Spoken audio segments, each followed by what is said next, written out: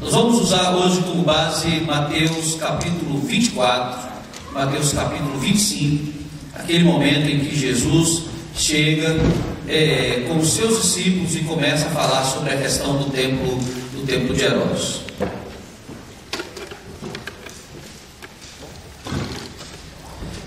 Se você prestou atenção ao longo desse período, ao longo desses dias, nós procuramos durante vários domingos apresentar Jesus partindo do livro de Mateus. E Mateus tem um grande tema.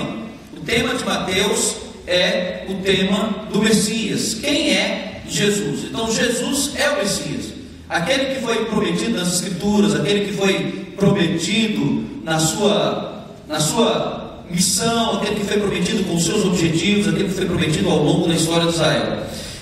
Domingo passado, nós vimos que quando Jesus entrou em Jerusalém, Jesus teve alguns debates com três grupos distintos. Consegue lembrar mais ou menos ou não? Fazer revisão da mensagem de domingo passado. Três grupos distintos. O primeiro deles foi com os herodianos. Jesus teve um diálogo duro com os herodianos, porque os herodianos achavam que Herodes era o Messias. Era o Messias. O grande feito de Herodes para ser pensado como Messias foi que ele fez a reconstrução do templo. Essa semana eu dei uma pesquisada com mais calma que tem aquelas certas dúvidas se era o primeiro ou o segundo templo. E segundo algumas informações, Herodes, para reformar o templo, ele destruiu completamente o templo que começou a ser construído por volta do ano de 533, ainda na época de Ciro, e fez um grande complexo. Eu não sei se hoje eu vou trazer uma imagem, tem uma imagem que eu reservei do projeto de construção do templo de Herodes naqueles dias. Então Herodes fez um grande templo, um grande complexo, que para alguns historiadores era a maior construção do primeiro século antes de Cristo. Então certamente aquele templo ele gerou muita imponência, ele gerou muitos comentários e não tenha dúvida, ele gerou muitos votos para Herodes, a tal ponto que as pessoas começaram a pensar e a julgar que Herodes era o Messias prometido. Ora, o tempo fica aí 500 anos, quase 500 anos sem ficar construído. Nós ficamos aqui quase 500 anos vivendo uma época de escravidão. Se levanta alguém que constrói o grande templo, restaura o culto da maneira antiga, como era antigamente. Então esse homem é quem? É o Messias. Só pode ser enviado de Deus. Nunca antes na história, nunca antes na história de um país, do país de Israel, o país viveu aquele momento tão agradável dos últimos 500 anos. Era um momento difícil daqueles dias. Mas aí você aprende mais algumas coisas. Não era um problema só os herodianos. Logo em seguida, Jesus também trabalha a questão dos saduceus. Os saduceus eram sacerdotes, descendentes da tribo de Sadoc, gente de bom nível, eram pessoas que tinham recursos, e os saduceus, eles tinham uma visão de que o mundo basicamente é isso aqui que a gente vive. A vida se acaba por aqui. Não acreditavam em anjos, era o básico da teologia deles, achavam que isso era bobagem, e não acreditavam na ressurreição. Deus é bom, Deus existe, Deus é verdadeiro, mas Deus é para enquanto a gente está aqui. Quem venceu aqui, venceu, e quem não venceu, não vence mais. Então fizeram aquela pergunta clássica do caso do levirato, que era um problema da lei, da mulher que teve sete maridos, e quando chegar na eternidade, qual vai ser o marido dela? E Jesus, obviamente, contesta os saduceus, dizendo: errais não conhecendo das Escrituras, nem o poder de Deus. Depois vem os fariseus, que não era uma classe dominante, era uma classe geralmente menos favorecida, mas eram aqueles leões, os leões da religiosidade, pessoal que queria andar certinho, que tinha cuidado em observar os 513 mandamentos da lei, os positivos e os negativos, gente que tinha todo aquele cuidado. Então no final, nesse confronto com os leões dos estados, que eram os herodianos, os leões do conhecimento, que eram os saduceus, e com os leões da religiosidade, Jesus, como Cordeiro de Deus, se entregou na mão deles. Como eles não tiveram argumentos para vencer Jesus, de acordo com os argumentos que eram buscados naqueles dias, eles tomaram juntos, já haviam pensado nisso antes, mas tomaram juntos um conselho, que foi matar Jesus. O que eles não sabiam é que aquele cordeiro possuía e possui poder de vida e poder de morte. O túmulo não seria capaz de retê-lo. Quando você caminha um pouquinho mais para frente, você der uma folhada na Bíblia, Mateus 24, você vai descobrir que Jesus já está em Jerusalém. Nós estamos chegando na última semana. Eu espero que no semestre que vem nós tenhamos como tema das mensagens a última semana de Jesus em Jerusalém. E antes de novembro, antes do Natal, nós queremos terminar com a ressurreição, porque senão em dezembro nasce de novo e a gente vai estar no contraponto. Mas o objetivo é que nós possamos chegar em novembro como aquele momento máximo da vida de Jesus, que é a ressurreição. Então Mateus 24, quando você toma Mateus capítulo 24 nas mãos e Mateus 25, os dois capítulos são uma sequência. E agora, nesse momento, nesse instante, o encontro de Jesus já não é mais com herodianos, o encontro de Jesus já não é mais com saduceus, o encontro de Jesus já não é mais com fariseus. A sua conversa é com os seus discípulos, com os seus apóstolos. E essa conversa, que demorou 2 capítulos, ela tem início com algumas perguntas. Quando nós chegamos em Mateus 24, os discípulos certamente tinham aquela visão de que Jesus era o Messias. E certamente alguém pensou e disse assim: eu devo ser alocado nesse projeto de Jesus para ser o sacerdote desse grande templo. Se vai haver uma nova ordem religiosa, deve haver um novo sacerdote, né? Um novo templo. Eles ainda não tinham essa visão do novo templo. E se você pega o capítulo 24, e quando Jesus ia saindo, Mateus 24, e quando Jesus, versículo 1, e quando Jesus ia saindo do templo, aproximaram-se dele os seus discípulos e lhe mostraram a estrutura do templo. Alguém deve ter dito assim: Senhor, o senhor já deu uma volta nesse templo todo? Já viu? Já conhece isso aqui tudo? Parece que o senhor nunca olhou.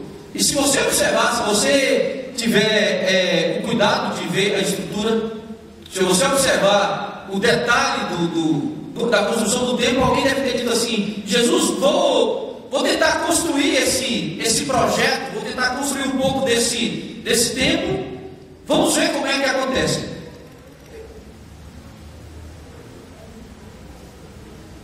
Essa era mais ou menos a estrutura antiga do templo, né? Era um projeto não muito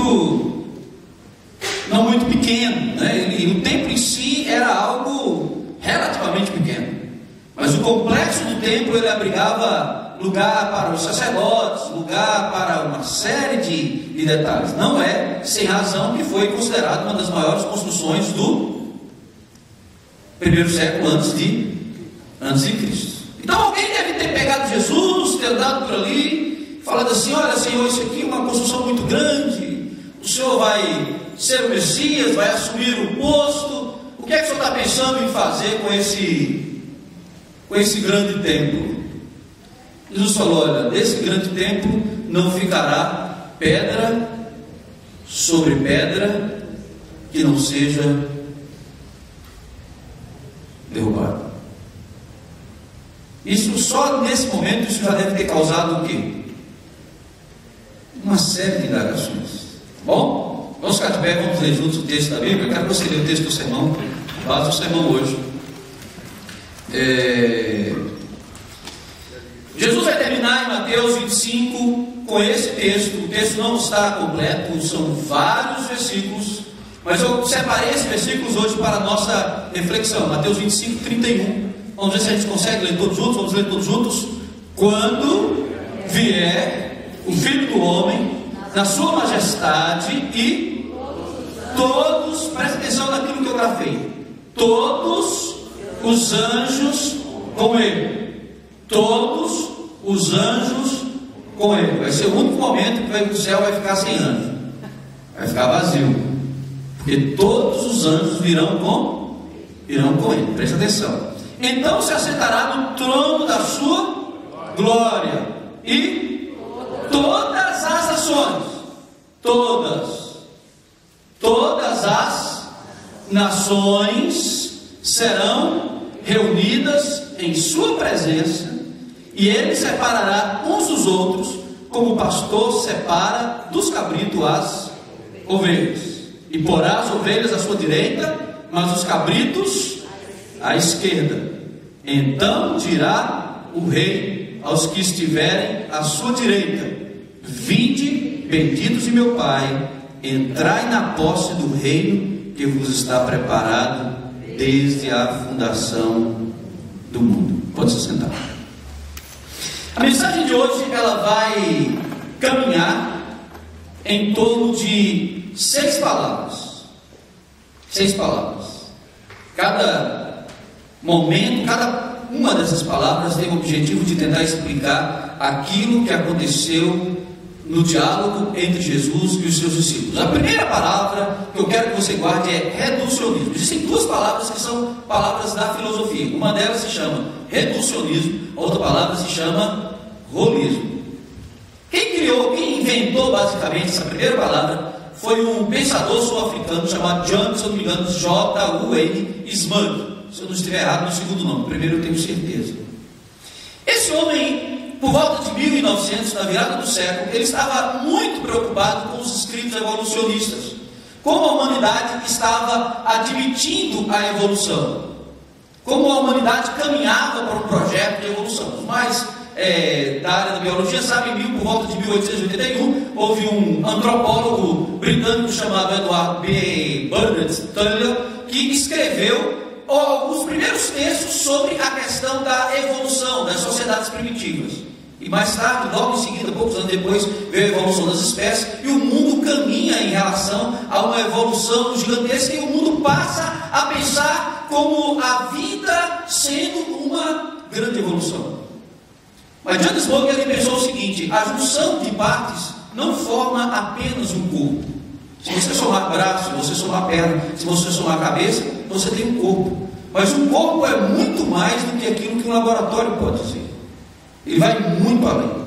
Então, essa visão que os evolucionistas tiveram de que nós devemos estudar a questão da evolução, estudar as células, a união das células, isso não passa de reducionismo, porque a vida está muito além daquilo que o homem pode simplesmente ver em um laboratório. Era o princípio de uma filosofia, era o princípio de um momento, de uma maneira de pensar. Então, é aquilo que o nordestino ou o homem simples fala assim: quem pensa assim, ao invés de pensar grande, pensou o quê?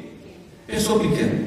A filosofia, traduzindo para a filosofia das vidas, as pessoas pensaram pequeno. Consequentemente, ele trabalha um novo termo que passou a ser usado de forma muito mais ampla, que se chama holismo, que é a capacidade do homem ver que uma vida é muito mais que uma vida. Existem muito mais implicações em existir do que ser um corpo. Você é muito mais do que uma junção de perna, braço, cabeça e órgãos. Você é um ser que tem capacidades, que possui capacidades muito além da junção de órgãos. Imagine se nós fôssemos apenas essa junção de órgãos. E aí começa todo um projeto. Se você observar, você vai descobrir que nesse encontro de Jesus com os fariseus, com os herodianos, com os saduceus e com os seus discípulos, esses homens também cometeram alguma espécie de reducionismo. Ou seja, eles também, em determinado momento, eles pensaram o quê? Pensaram pequeno. Os herodianos estavam pensando no reino de Herodes. Os saduceus estavam pensando nos seus projetos. e os discípulos estavam com suas mentes completamente limitadas ao que podia acontecer no templo. E quando você toma Mateus 24 e Mateus 25 nas suas mãos, Jesus vai dar uma aula sobre o que é pensar grande, o que é pensar maior. É como se Jesus chamasse os seus discípulos e dissesse assim: pensem não apenas nesta vida, pensem na eternidade, pensem no que acontecerá. E Jesus usa alguns versículos que nós usamos para dizer o seguinte: quando o Filho do Homem vier, ele vai trazer toda a sua corte, todos os seus anjos. Aí, como diria o nordestino, aí Jesus o quê? Pensou grande. Porque as pessoas estavam pensando que o reino de Jesus seria apenas um reino limitado àquele grupinho de Israel. E aí eles estavam pensando o quê? Pensando pequeno. Muitas vezes nós também na vida, nós somos reduzidos na nossa maneira de pensar. Nós somos minimizados na maneira de entender as verdades de Deus. Somos pequenos na maneira de pensar o que Deus quer, o que Deus tem, o que Deus propõe, o que Deus deseja. E essa limitação do pensar, essa limitação do entendimento gera muitas limitações de vida. Quando Deus criou o homem, Deus disse mais ou menos como é que o homem deveria agir, como ele deveria ser. Vamos ler todos juntos o texto? Dá para ler juntos? Leamos. Também disse Deus: façamos o homem a nossa imagem, conforme a nossa semelhança. Tenha ele domínio os peixes do mar, sobre as aves do céu, sobre os animais domésticos e sobre toda a terra. Sobre toda a terra. E sobre todos os répteis que hastejam sobre a terra. Quando Deus criou o homem, Deus fez com que o homem nascesse de um projeto grande. Fez de um projeto grande. Só tem alguns limitadores. Quando Deus fala: tu és homem, tu és pó, e ao pó tornarás. Aí Deus reduziu as possibilidades da vida. Essa semana a NASA publicou uma série de fotografias sobre Marte, né? Estão montando as peças e não tenho dúvida de que o homem vai chegar a visitar outros planetas. Mas lá nos livros dos profetas menores tem uma advertênciazinha: ainda que faças no céu a tua morada, de lá eu te derrubo. Deus disse que o domínio do homem seria sobre toda a terra. Ele pode estudar o universo, ele pode pensar sobre o universo, ele pode refletir sobre o universo, mas Deus impôs uma limitação de que o reino dele é na terra. Quando nós tomamos esse texto, amados irmãos, nas mãos, e estamos diante de Jesus e dos seus discípulos, os discípulos de Jesus queriam mostrar a Jesus o templo, tentando mostrar a Jesus o templo, e tentando mostrar a Jesus o templo, aqueles discípulos achavam ou pensavam de forma reducionista, achando que o evangelho seria algo voltado para o templo judaico. E aqui eu quero usar a terceira palavra, que a terceira palavra tem a ver exatamente com esse sentido, o sentido de templo. O que é o templo? Depois da Idade Medieval, depois que a igreja começou a construir templos, eu espero que a gente construa o nosso, não sou contra quem faz templos, os templos são importantes, mas a igreja viveu os 3 primeiros séculos sem templos. Templos fazem parte da história da igreja, já da igreja do Império. A gente divide a história da igreja dos primeiros 5 séculos como sendo a igreja no Império, porque ela era uma igreja clandestina, não tinha templo, não tinha identidade, você não podia se dizer cristão, que é o período antes de Constantino. E o segundo período da igreja, da história antiga, a gente chama de igreja do Império. A igreja se associou com o Império, e aí ela passa a construir templos, passa a construir catedrais, passa a ter recursos, e nesses templos passam a acontecer os grandes eventos da sociedade. A coroação dos reis. você pegar um texto aí, pegue a série Os Tudors da Inglaterra, você vê a coroação dos reis, como eram as coroações. Aconteciam nas grandes o quê? Catedrais. Aliança permanente entre o poder, que eles chamavam de espiritual, e o poder temporal. As pessoas achavam que o templo era o centro do mundo, o centro da vida, o centro do poder. Havia uma compreensão da Idade Média de que as pessoas pensavam que, por ser no templo a coroação de uma família, ela haveria de ser completamente abençoada por Deus. Quando, na verdade, muitas daquelas famílias eram completamente tomadas de maldições. Se você estudar a história da família real da Inglaterra, você vai descobrir que os Tudors não sobreviveram como dinastia por uma questão de esterilidade. Não houve sucessor, não tiveram filhos. Hoje, muitas vezes, você tem um filho e ainda reclama que é caro, né? É caro, mas é filho. Precioso. Filhos são o quê? Presente de Deus, herança do Senhor, tesouros. Havia na mente daqueles discípulos, na mente daqueles homens, o entendimento de que a religiosidade, de que Deus dependia daquele templo. Por isso que Jesus falou, esse templo aqui, ele serve para alguma coisa, ele é símbolo. Mas desse templo aqui, eu não quero nada.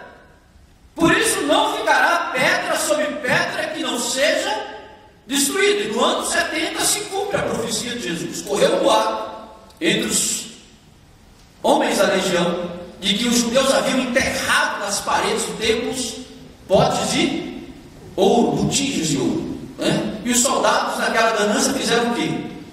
Partiram para destruir tudo. Se você ler José, alguns historiadores, eles dizem que por volta do ano 73, na década de 70, do primeiro momento da era cristã, era como se Jerusalém nunca houvesse existido.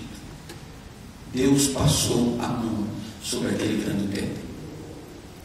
Porque, na verdade, o templo é apenas uma figura que aponta para Deus. Se existe uma coisa bonita dos templos, é que ele deve ter uma seta para cima. Uma torre. Os primeiros arquitetos pensavam nisso. Por que a torre? Por que o apontamento para cima? Para mostrar que a espiritualidade está muito além dos templos, muito além do lugar físico. A quarta palavra que eu gostaria que nós lembrássemos nesta manhã é a palavra adoração. Se você chegar no livro de João, capítulo 4, tem o texto da mulher samaritana. E os samaritanos, eles brigavam com os judeus, como hoje cristãos muçulmanos, hindus, budistas. Discutem onde é o lugar da adoração, onde é que nós devemos adorar. Alguns diziam que era no Monte Gerizim, o monte onde Deus pronunciou as suas bênçãos. O outro dizia, é em Jerusalém. E essa mulher leva esse diálogo para Jesus. E ao chegar nesse diálogo com Jesus, Jesus disse, nem lá, nem cá, nem em Gerizim, nem em Jerusalém. Se vocês acham que a adoração está restrita a esses lugares, vocês estão absolutamente perdidos. Porque a hora vem, e já chegou, em que os adoradores adorarão o Pai em espírito e em verdade. Não é apenas um lugar, não é apenas um momento, um lugar que eu marco. Isso faz parte da religiosidade, da idolatria. Porque a verdadeira adoração a Deus, ela é muito maior do que a ida a um determinado lugar, a peregrinação a um determinado lugar. E aí as pessoas transformam os lugares comuns em lugares especiais, e transformam as coisas especiais em coisas comuns. Se você começar a ler sobre adoração na Bíblia, você vai descobrir que nós não precisamos ir ao grande templo. Você vai descobrir que nós vivemos no grande templo. O grande universo, onde todas as coisas, onde as estrelas, onde o grande projeto de Deus, onde o céu cultua o Senhor Jesus. E no seu templo tudo diz glória, tudo louva o seu nome. Quando os discípulos pensaram que a adoração a Deus estava restrita ao templo de Herodes, eles pensaram pequeno, não é verdade? Pensaram pequeno, como muitas vezes nós pensamos. Mas quando Jesus começa a mostrar que a adoração é um ato espiritual, que pode ser professado em qualquer lugar, a qualquer instante, em qualquer momento, onde estiverem 2 ou 3 reunidos em seu nome, ele nos dá uma dimensão de como é que o homem deve pensar sobre adoração. Como ele deve pensar grande. Não simplesmente em momentos de adoração, mas o homem deve pensar numa vida de adoração. Se existe algo que está machucando o cristianismo moderno, é a chamada dicotomia. No templo eu adoro, fora do templo eu faço o que eu quero. No templo eu me revisto de santidade, fora do templo eu tenho que viver a minha vida normal, porque senão eu não sobrevivo. Isso é o que tem machucado a fé cristã, os testemunhos, a luta, a vida no dia a dia. Minha vida é uma vida gemida. Se eu estou gemendo lá fora, eu também venho gemer no templo. Se eu estou ferido, eu trago para o templo também as minhas feridas, as minhas dores, os meus problemas, as minhas dificuldades. Aqui eu não sou diferente do que eu tenho que ser em outros lugares. Os meus problemas, as minhas lutas, tudo que eu sou, tem que aparecer diante de Deus como aparece todos os dias. Os meus sofrimentos, as minhas derrotas, os meus erros. A sexta palavra, a quinta palavra que eu gostaria de pensar nesses dias é a palavra Evangelho. Evangelho. Quando Jesus nos dá a visão do texto, a visão anterior, Jesus nos mostra que vão comparecer perante Ele quem? Todas as nações. O Evangelho não é produto judeu. E o Evangelho não é produto das denominações, das igrejas. Não é um produto presbiteriano, batista, da Assembleia de Deus. Não pode ser. Senão ele não é Evangelho de verdade. O Evangelho é a mensagem de que Deus, em Cristo Jesus, ama o pecador e deseja resgatá-lo para a vida eterna. Tem pessoas que pensam que precisam de Deus. Eu preciso de Deus, estou precisando ir à igreja para melhorar de vida. É verdade? É verdade. Tem gente que se você vier para a igreja, se está somado no cristão, é raro o caso que a pessoa não melhora de vida. Só se Deus quiser realmente pegar você e fazer como os outros, pegar para ajuda. Mas geralmente vem, se torna, melhora, tira os vícios, aprende a economizar, não começa a gastar com todo lugar onde o protestantismo entrou, as nações ficam ricas. Aí alguém já diz, porque o protestantismo incentiva o capitalismo. Não é que incentiva o capitalismo, ele incentiva a vida regrada. O homem para de gastar com vício, para de gastar com um monte de coisa, consequentemente começa a sobrar. Quando sobra, vira poupança. Quando vira poupança, começa a gerar emprego. Quando gera emprego, começa a ajudar os outros. E queremos ou não, as nações protestantes se tornam em nações ricas. Tem sido assim ao longo da história. Quando as pessoas pensam que o Evangelho é um produto para o bem-estar, para a melhoria individual, elas estão pensando muito pequeno. Se você pensa que você precisa de Deus para melhorar de vida, eu gostaria de dizer uma coisa nesta manhã: você não precisa de Deus. Você precisa desesperadamente de Deus para não ser condenado no juízo eterno. Não é só uma necessidade pequena, é uma necessidade desesperadora. É a sua única opção, é o seu único caminho. É a decisão mais importante da sua vida que você tem que tomar. Às vezes as pessoas pensam que o Evangelho é mais ou menos isso. Mas o Evangelho é o presente de Deus para a humanidade. Se Deus deu um último grande presente, não vai dar outro igual para os homens, é Jesus Cristo, a fim de que todo aquele que nele crê não pereça, mas tenha a vida eterna. Quer seja judeu, quer seja bárbaro, quer seja de algum outro lugar, quer seja culto, quer seja inculto, quer seja conhecedor, desconhecedor.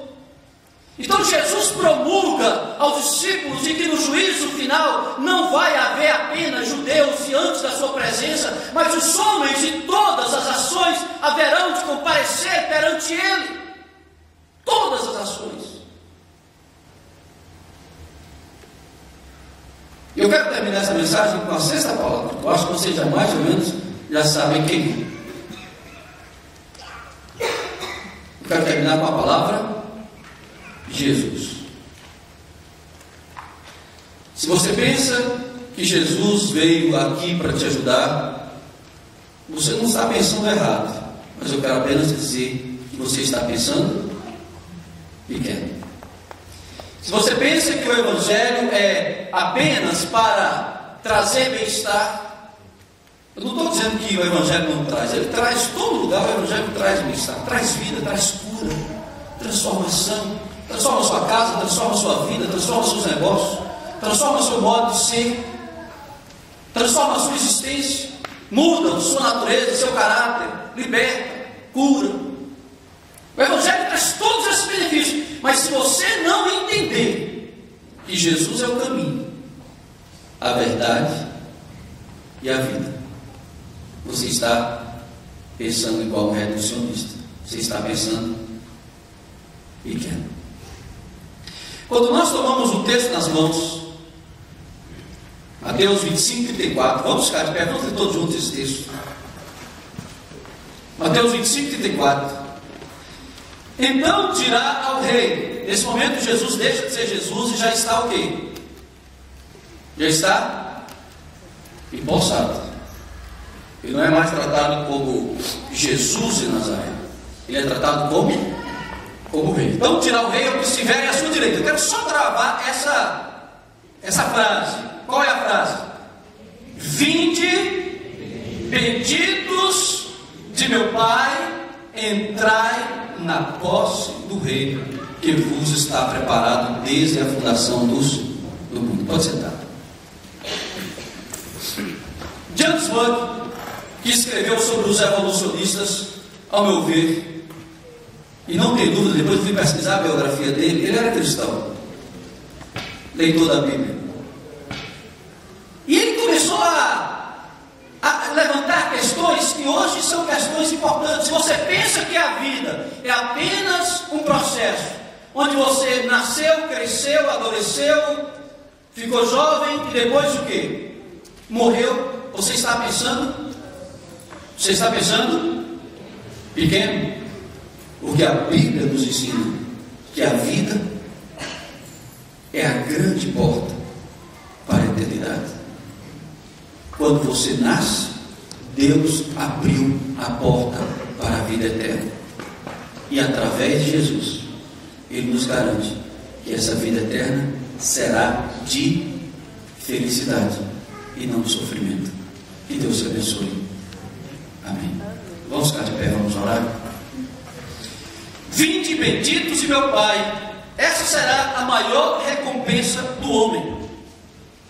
Na vida existem muitas cerimônias. Você, de repente, você pode ter tido o privilégio de passar por algumas cerimônias na vida. Fulano de tal foi empossado presidente da República.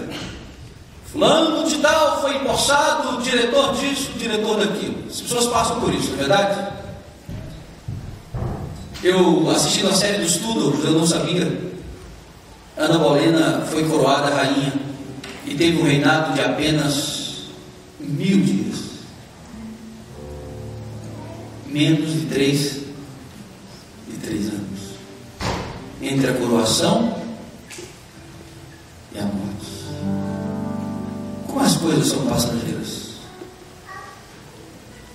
como existem coisas que passam rápido.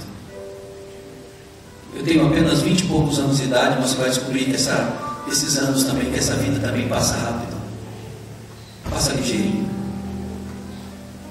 E o maior presente de Deus para você, depois de ter o criado, depois de ter concedido a você a vida, foi ter enviado Jesus para que você tenha a vida eterna. Você não precisa de Deus, você não precisa de Jesus, você precisa desesperadamente de Jesus para viver uma Querido Deus, abençoa a tua palavra nesta manhã, Senhor. Abençoa a tua igreja, abençoa aqueles que estão aqui e nós que estamos aqui. E temos o privilégio de ouvir, Deus, a tua voz, através desse momento, quando Jesus com os seus discípulos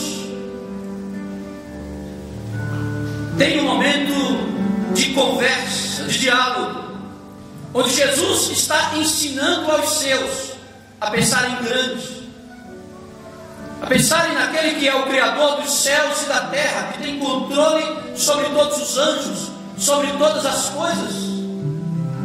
Quando Jesus ensina os seus seguidores a pensarem grande, a pensarem na vida, a pensarem na eternidade, a pensarem numa vida que não pode ser mensurada em partes, mas que somente através da revelação de Deus, o Espírito Santo nos mostra quão grande ela é, quão bem-aventurada é a experiência de conhecer a Cristo e andar com Ele.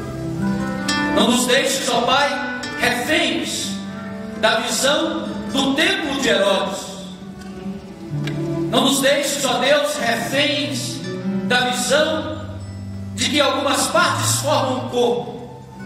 Não nos deixes, ó Pai, reféns da visão de que o Evangelho é apenas um momento em que eu vou a algum lugar, alguma igreja, alguma denominação que vai me fazer bem à alma.